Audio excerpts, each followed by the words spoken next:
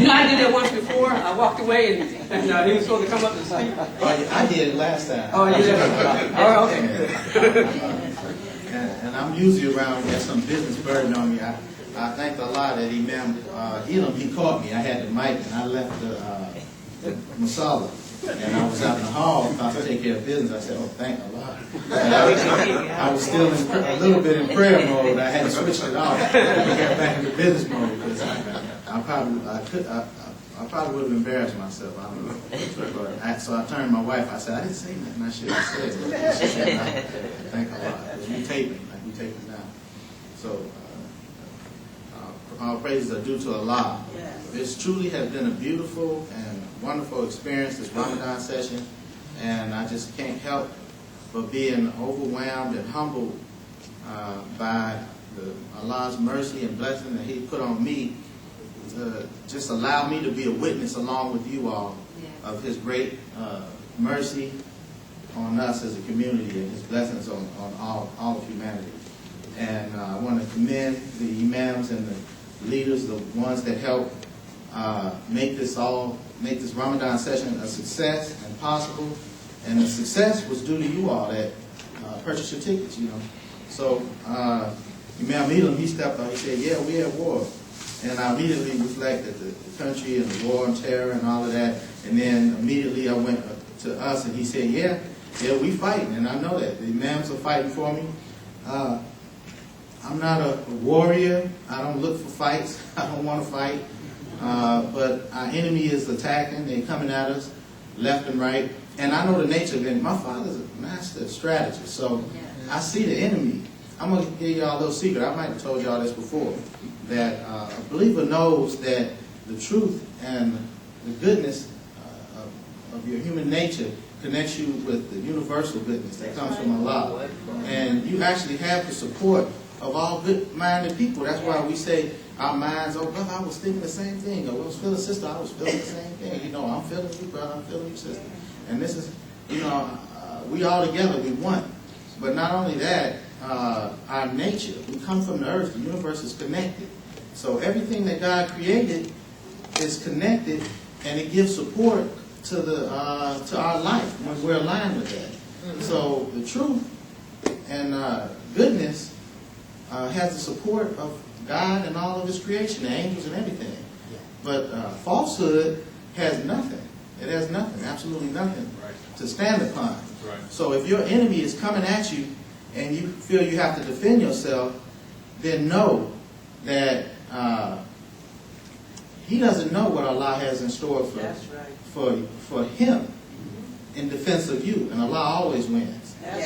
But he has to find support. And if your ear is open, you know you got an enemy, keep your spiritual eye out there. Listen and feel like Imam Muhammad. Imam Muhammad, he was so sharp that if you watched him like a lot of us watch him, that you could see a little twinkle in his eye sometimes, he done peeps up. Before the enemy, the enemy always broadcasts himself. I got people that will call me on the telephone and tell me what lie they're about to tell on me. And they so bold and brazen that they fool enough to think that I'm defenseless against it because they feel I have a greater influence than you. And that's how a lot of the enemies that Imam Muhammad has struggled with over many years, they say, we're bigger than the Imam. I have a greater influence. This is my flock. This is my congregation. So I'm not going to let my flock graze on that grass over there, and they be upset when we stand up, be 5, 10, 15, 20 of us. But what they don't realize, they upset about that 5, 10, 15, 20. They don't want you sending your donations into the mosque here to support Imam Muhammad because they flock. And this is Allah's blessing. I provided this sweet grass y'all grazing off of. This is mine. Why y'all want that? That's inferior. That's less. And you thinking that we all one. And that Imam Muhammad is our leader. In their mind, they jinns, you know, and they nasty creatures like vultures and those scavengers that eat the dead meat. And they was expecting that when Imam Muhammad fall, that they say, oh, wow, he going to drop some jewels on us. We're going to get to eat this filthy raw meat and everything. We're going to eat his flesh, his bones, and we're just going to devour them and fill our bellies till we're so fat and regurgitated and eat it again. You know, they're nasty, filthy, disgusting scavenger type people. But what's happened is what they swallowed into themselves is a filthy poison, and now it's turning back on them and making them sick.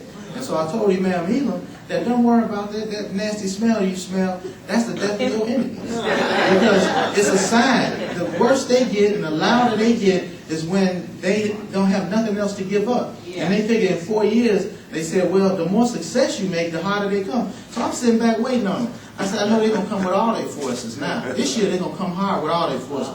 But look what Allah said.